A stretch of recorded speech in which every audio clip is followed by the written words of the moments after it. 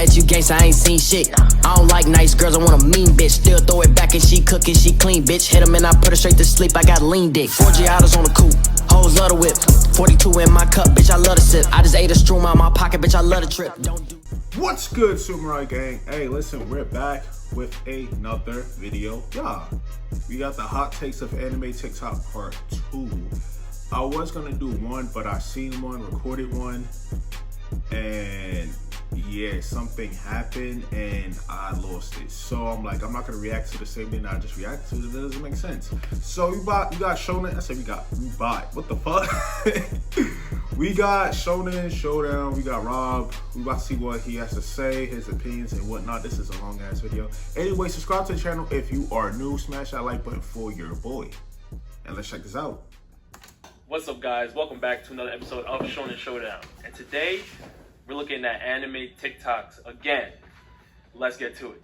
Monkeys, do me a favor and pick any one out of the 7 sins, because all 7 of them beat the Phantom Troop. Okay. Fanta Troop? What the fuck is a Fanta Troop? What is that? All 7 beating the Phantom Troop. Phantom Troop, who's that? That's tough. Now, don't get me wrong. The 7 Deadly Sins would definitely win. But there are a couple names in the Phantom Troop that can get busy. Crollo would be one of them. Oh, them niggas. Another name, Phaeton, is a beast. Hisoka at one point was in there as well. And not everybody in the 7 Deadly Sins is top tier. I see like this, right? Yeah, but like, would they do work? Like, would the Phantom Troop from Hunter x Hunter do work against the Demon King? No, I doubt it. So it's like the 7 Deadly Sins fought like, well, if you counted Escanor, right? Meliodas, Bond, those 3 alone, right? You don't even need Diane. You don't even need King. But you know, those 3 alone would sleep the Phantom Troop. I'm not gonna even lie to you. I'm not gonna even lie to you, bro. They too damn strong, bro. Those 3 alone are too damn strong for them. I have questions about Bond. Pre-Purgatory Bond, at least. I know in the manga he's a beast. But as of right now, I have some questions. What you mean you have questions? There's nothing to question. What you mean? I also have questions about Diane and whether she can get the job done against somebody like Crollo. But overall, 7 Deadly Sins do win. So let's keep going. Crunchyroll, I don't know how many legitimate, anime streaming sites there are.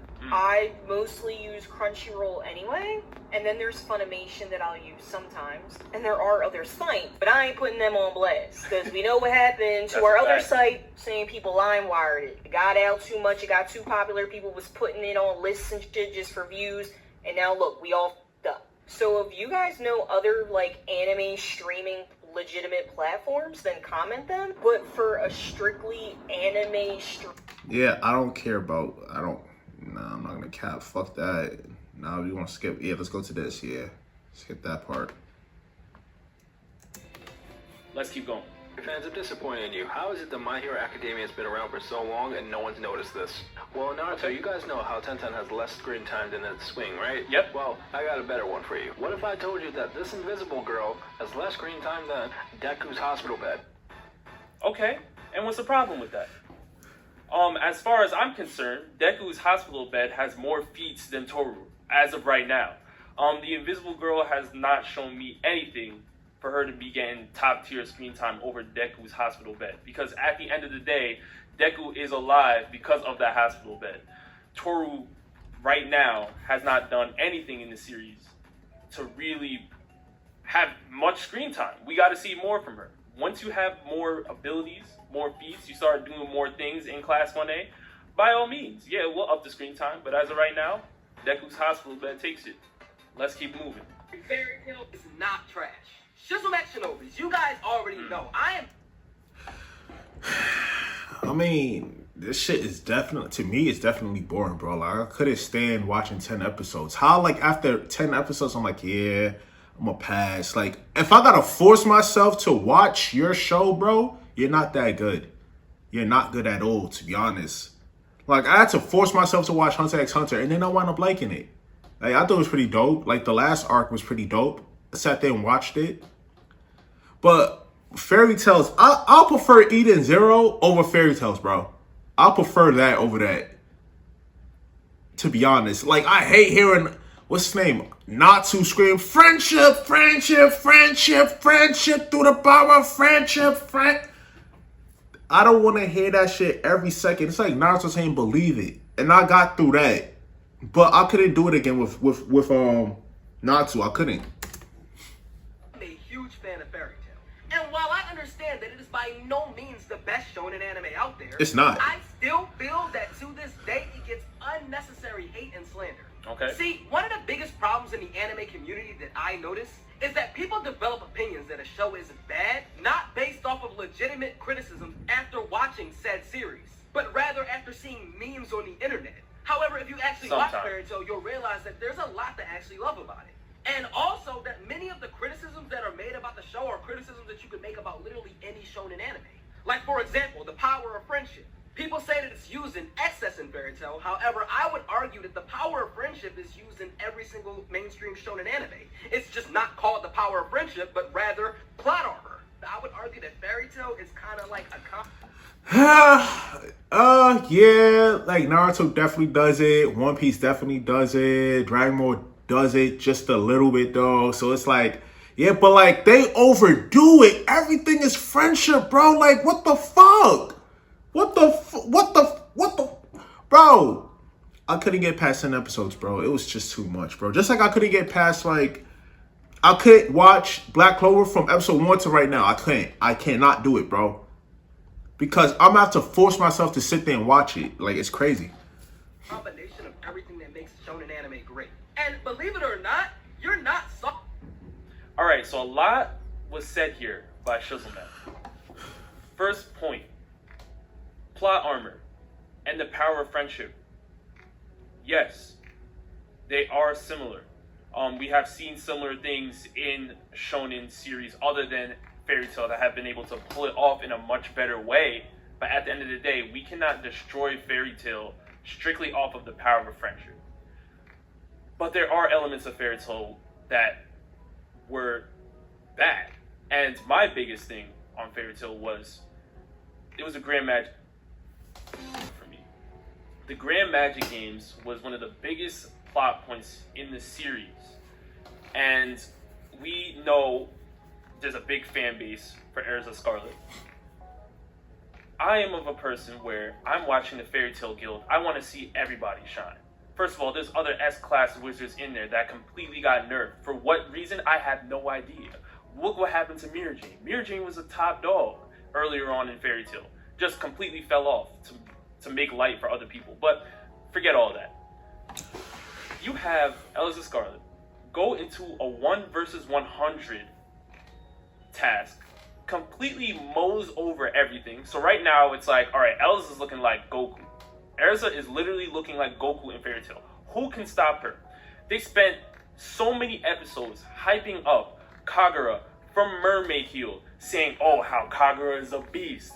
Kagura is a dog. Kagura can get the job done. Kagura showed no fear going up against Erza.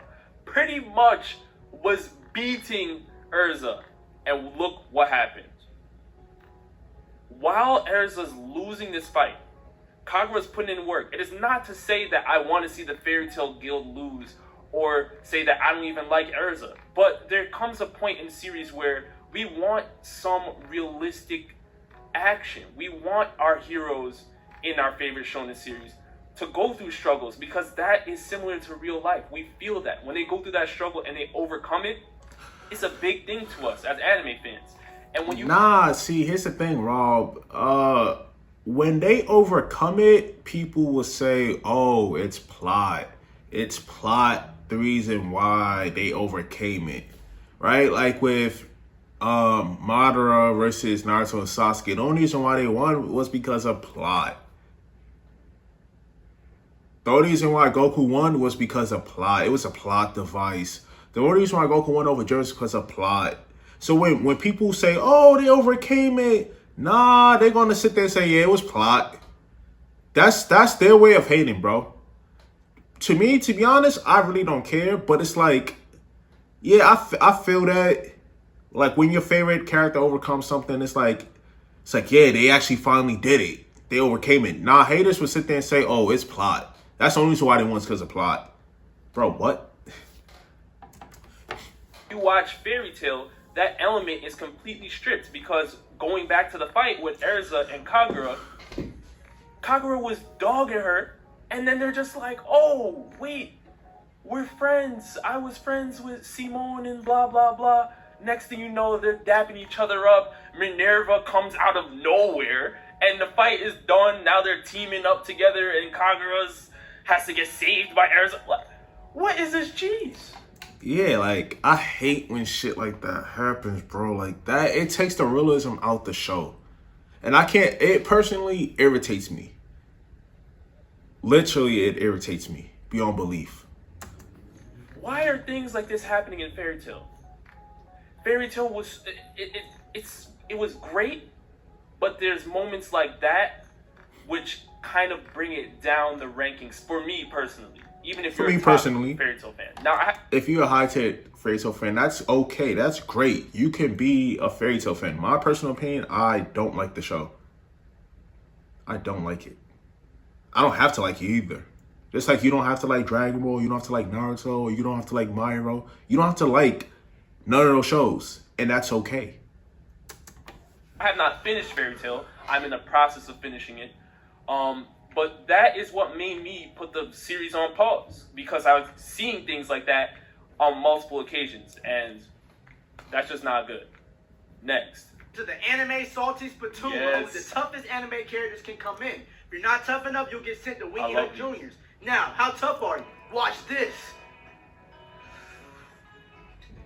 So you can create fire and eat it? I know I can't eat fire, so I think that's pretty tough. Come on in. Let him in. Natsu, off rip. Welcome to the anime Salty Splatoon. Now, how tough are you? Yada yada yada. Star Platinum. So what a dog! Yes, Teishi, let him in. I can't move. Did he stop time? Oh no, he's walking right past me. I wouldn't be able to stop him if I wanted to. I heard that only the toughest anime characters can get into the Salty Splatoon. That's right. Now, how tough are you? I thought I'd let you know that I'm one of the strongest pirate captains out there on the ocean. I have 8,000 men back on my ship right now. I smell cat. Now show me how tough you are. Get lost. Alright, fine. Just let me get my slingshot. Slingshot? Slingshots aren't tough. Stop wasting my time. Take your ass to... Yo. This nigga's... That series is fire, man. Keep going with it. But he's right. I would not let Usopp in there either. But let's not sleep. Usopp did have that one moment, and we all know what I'm about to say. Corona. The Usopp hammer. That attack for me just put Usopp in a different class, because he was using Cap to win a fight, and it worked. I mean, shoot, if you can lie and still win, I mean, Usopp might have got it. You know what? I might let him in. You know what I'm saying? We don't know. Let's keep going. I just want to talk about one of the characters that's getting a lot of hate for no good reason, and that character is Isabella. No, not that Isabella. Isabella from Promised Neverlands. Okay. She is the mother of the children of the Grace Fieldhouse. Mm-hmm. And I feel like she shouldn't be getting that much hate, because manga aside, if you just watch the show, you understand why she did what she did. It was the survival of the fittest. She was in the exact same position as Norman was when she looked over the wall and saw it was nothing. There was no way for her to escape whatsoever. Oh, when I first seen that, I was depressed. I was like, how the fuck do y'all niggas even escape? I was depressed. I was like, oh, so we fought all the way over here. Like, The Promised Neverland, bro. The Promised Neverland, season 1 was God tier. God tier. Beautiful. Beautiful story. Struggle. Beautiful. Depressing. Beautiful. Near Audemars type beat. Beautiful. Right? Season 2 gets here. Depressed. I read the manga instead of watching season 2. I was like, ah, fuck. Went back and watched season 2. Depressed. Because of what happened, bro. Like, yeah, I know that she's gonna lose all her memories. Well, actually, not lose her memories, but they're sealed up. So I feel like something traumatic has to happen to her for it to, like, triggered. That's how it always happens. When people delete your memories in anime, they're never deleted. They're just locked up somewhere. That's all it is. So back to the wall, like over the wall. When I seen nothing was over there, bro, I was like, oh fuck. What they supposed to do? What they supposed to do, bro? What they supposed to do? I never really hated her because I seen her backstory. I was like, oh, okay. It's not that. Yeah, I get it. I get why you did the shit that you did. The weapon. Right. And she did the only thing that she could do, which was survive, which gave her Ray. And even though she pained her to see all her kids die, which I hope she did. I hope too. She also did to survive, which I understand her situation, but I don't think she should get that much hate, which you guys are really giving to her. It's kind of.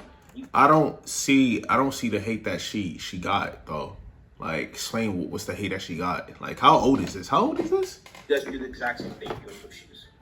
Okay, so a lot of things were said here about Isabella. Now, Isabella was definitely put in one of the most difficult situations she was ever seen in all of anime. Yeah, like, I don't think nobody could have done what she did better than her. Like, nobody. If you was in the same situation and you had people judging your ass for doing what you did, you feel like, damn, well, I did the best I could, right? All right, then. Would I have done the same exact thing if I were in her shoes? Hell no. There's no way I can sit there and ship out Kanye. I would have had to figure out some other way. Yeah, she definitely did. But, like, listen, you already know how life is. Be grateful you're not in that situation, all right? Be grateful. Be very grateful. Because life, if it was something realistic, they might have murked your ass right there in the spot and replaced you. So finding a different way, you wouldn't even know how to, bro. I'm just saying. I wouldn't even know how to. Like, damn, I wouldn't want Kanye to go. But to rebel against them is suicide because, you know, life is ugly sometimes when it's going bad. When it's going bad, life is really ugly because you could get fucked up either way. To get the job done. At the end of the day, Isabella went on this path. She definitely deserves some criticism because of her not telling any of the students anything. I mean, she couldn't fill in her own son on like, yo, this is what's going on. Yeah. Maybe we could try to figure something out to combat the demons that are attacking humanity. Like, nothing at all. You actually decide to double down and bring in outside help, which is Sister Krone, to make sure the kids are in line. You've already chosen your side at that point. And that's why I feel like a lot of people criticize her, because it's not even like she was trying to see where the kids were feeling. Even if you have given up hope, Isabella, the kids haven't, and that should have been enough for you to fight more with them rather than ship them out to get eaten. So she definitely deserves some criticism. Yeah. But I'm not gonna lie, her situation was trash. Her situation was very much trash. It was trash. Let's continue. 4 regular benders who would have been better avatars than Aang and Korra. Let's get into it. Let's go. At number 1, Toph Beifong. Already a master of 3 different styles of earth bending, including sand, metal, regular earth bending. And if she had learned magma like they did in Legend of Korra, she would have been an earth bending avatar. Number 2, Uncle Iroh, aka the Dragon of the West. Actually, probably the only firebender who wasn't trying to destroy the world, right? Besides training with 2 dragons, this man was affluent in other styles of martial arts that he learned from other benders, i.e. water benders, which allowed him to redirect lightning and allowed him to use other styles of martial arts. Next up, we got Bad Katara. I mean, just like Toph, she was a master of 3 different styles of water bending as well, i.e. ice, water, and of course blood bending, which is for only a select few. Lastly, we have this Legend Zaire. Number 1, this man had no bending, got air bending, and was hanging with air bending masters. First battles.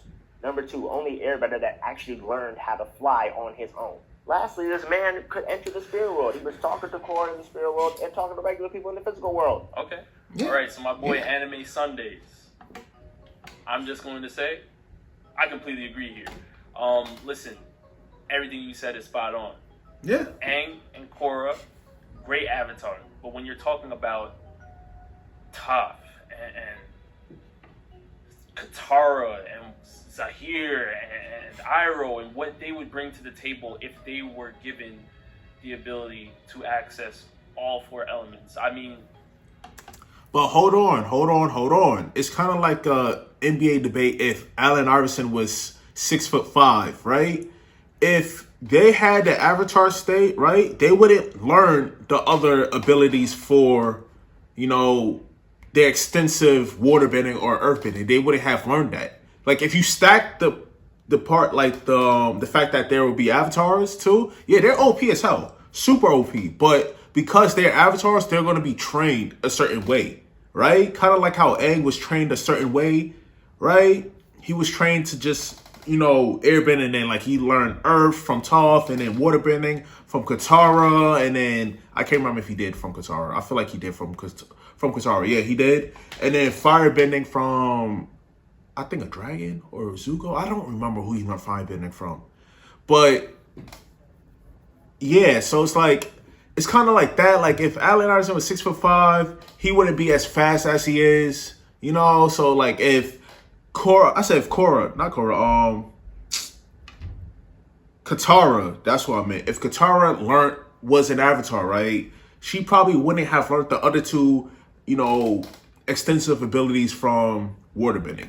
She wouldn't have learned bloodbending. She wouldn't have learned ice. Well, she probably would have learned ice, but not bloodbending. That was just by, I don't even know how that even happened. Like, I think she was trying to stop Jet or something. I can't remember. The possibilities are endless.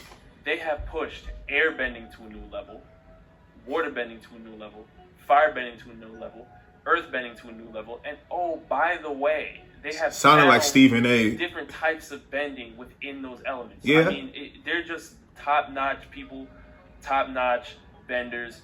Aang and Korra are elite, and don't get me wrong, Aang can box with a lot of people. I have questions about Korra though, but Aang can box with a lot of people. At the end of the day, yeah, she's not really fighter, like in terms of martial arts. You said Korra or Katara? Because Korra is built different. Katara, did you say Katara? Hold on. benders. Aang and Korra are elite, and don't get me wrong, Aang can box with a lot of people. I have questions about Korra though. Really? But you said that Katara could box with... What? Like, can't she not fight? Like, she could fight, though.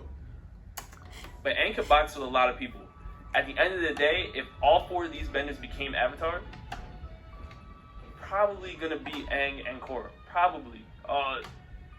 It's gonna be close with Zahir, I feel like. With Aang, that's gonna be a little close for me. Maybe Katara too, with the blood bend.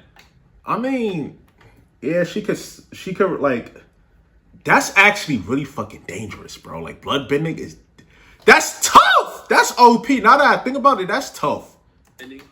But other than that, I mean, Toph and Iroh, yeah, they can see Aang and Korra if they were avatars for sure. Let's continue. Goku could not beat Giorno Giovanna. I know. It's hard to hear. We both were like, me and Rob was like, here we go. Now we gotta prove again why this nigga will box this nigga up. Okay, all right, bro. Like, I read up on how those abilities work, but then I forgot 2 months later because I haven't talked about that subject in so long. So I'm gonna need Rob to explain, and then I'm gonna go ahead and do some research again. That your Big Daddy Goku can be beaten, but it's true. Giorno Giovanna's stand, Gold Experience Requiem, sets things to zero. Its ability is reset to zero, and it has the life-giving powers I have before. But I'm gonna put up a panel, right? Before y'all even say anything, I'm gonna put up a panel, right? We clearly states that if you are weaker than I, your hack's abilities do not work on me. If you are stronger than I, then your abilities work. That's just how it works in Dragon Ball, bro. I'm gonna pull up the panel, boom, right here, and I'm gonna show y'all. If you are weaker than me, it don't matter what your hack's abilities are, it's not gonna work. It's gonna work on other people weaker than you, but not stronger than you. It's not gonna work. It just don't work that way. That's like saying that could work on Beerus, and Beerus could sit there and nullify that shit, and it won't work. So I'm just saying, these niggas do have nullification. And that shit will nullify the hell out of it, bro. That's all I'm saying. With Reset to Zero, nothing Goku can do can hurt Giorno. Okay. I'm sorry. It sucks to hear. I know it's probably like just killing you. But you gotta admit it, he can't beat him.